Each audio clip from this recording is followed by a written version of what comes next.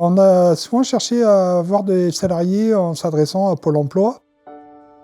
C'est pas évident d'arriver à trouver des personnes qui correspondent à notre attente.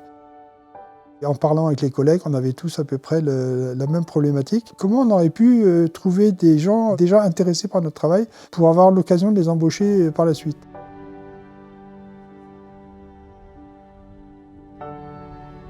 Très vite, on s'est dit qu'en s'adressant à une population de gens qui veulent changer leur métier, les attirer chez nous par la valeur du travail manuel, par la valeur du travail artisanal, on trouvait que c'était quand même une possibilité. Et donc, en discutant avec Pôle emploi et une association locale qui fait de la formation, on s'est lancé dans l'idée de faire un chantier pour justement faciliter le recrutement. Salut Christophe. Voilà. Bien et toi? Bien vu.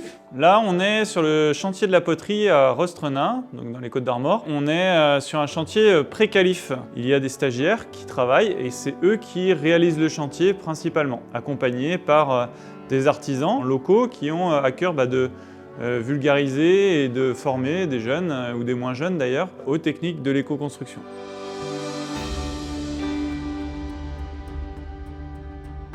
Pour attirer les jeunes et les conserver, j'ai mis en place un système de formation en interne et de suivi de formation. Donc c'est essentiellement aujourd'hui 2 personnes référentes dans l'entreprise qui sont à la fois responsables du métier, donc taille de pierre et maçonnerie, et responsables de la formation, du suivi des jeunes en apprentissage, des stagiaires et des personnes qui ont besoin de monter en compétences dans les métiers, qu'ils aient des diplômes ou non. Moi, je m'assure de la bonne réalisation de sa pierre.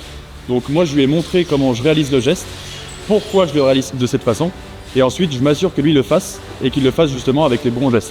Et surtout la bonne posture, parce qu'on peut faire un bon geste, mais aussi s'abîmer le dos. Donc il est là pour faire exactement comme moi je fais.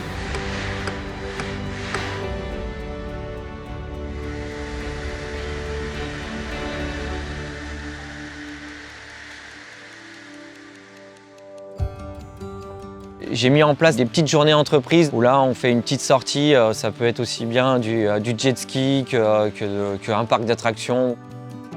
L'idée c'est d'avoir une bonne atmosphère dans l'entreprise et améliorer on va dire notre collectif à travers des journées un petit peu différentes du quotidien. Le côté vraiment équipe soudée, en fait, je trouve que c'est un peu la pierre angulaire dans ma profession. Si les gars se sentent bien, automatiquement ils vont communiquer autour. Le bâtiment à la base c'est un peu comme une famille, donc l'important c'est quand même d'avoir une bonne cohésion, quoi. On prend 10 stagiaires aujourd'hui tous les ans et on se retrouve en gros avec une trentaine de candidatures. Et alors ce qu'on va chercher, ce sont des gens qui sont en appétit d'apprendre et qui sont ouverts à l'intérêt de notre métier, à la passion de notre métier. Ce chantier-là, pour nous, c'est un succès à plusieurs endroits. Autant, je pense, en termes de transmission, en termes de valorisation, en termes aussi de mise en valeur du patrimoine, aujourd'hui, ça a fonctionné à plein. On est hyper satisfait, on a quasiment 9 sur 10 qui continuent à faire des formations et qui deviennent disponibles du coup pour nos entreprises avec un état d'esprit qu'on attend dans nos entreprises. Nos apprentis, on les incite à participer au concours Un des meilleurs apprentis de France. Ça les amène à travailler sur des techniques un peu plus élaborées. L'action qu'ils vont mener à réaliser cette maquette, en tout cas l'énergie qu'ils vont y déployer, va être très bénéfique. Et là, j'ai un maçon qui vient de terminer sa maquette et qui a pour l'instant déjà obtenu la médaille d'or départementale. Moi aujourd'hui, je dirais aux collègues, acceptez toutes les demandes de stage. Aujourd'hui, on ne sait pas en fait le jeune qui va venir, ce qu'il sera demain, et ce sont nos atouts, nos alliés. Il faut ouvrir nos métiers, il faut les montrer, et il faut accueillir nos jeunes et on leur transmettre notre passion.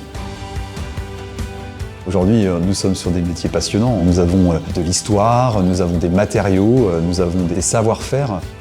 Il nous faut justement trouver des personnes qui ont une passion et en fait, s'ils ont la passion et s'ils ont l'envie, on leur amènera les compétences pour que justement, ça en fasse des hommes et des femmes de métiers de demain. Ça, c'est très important pour nous.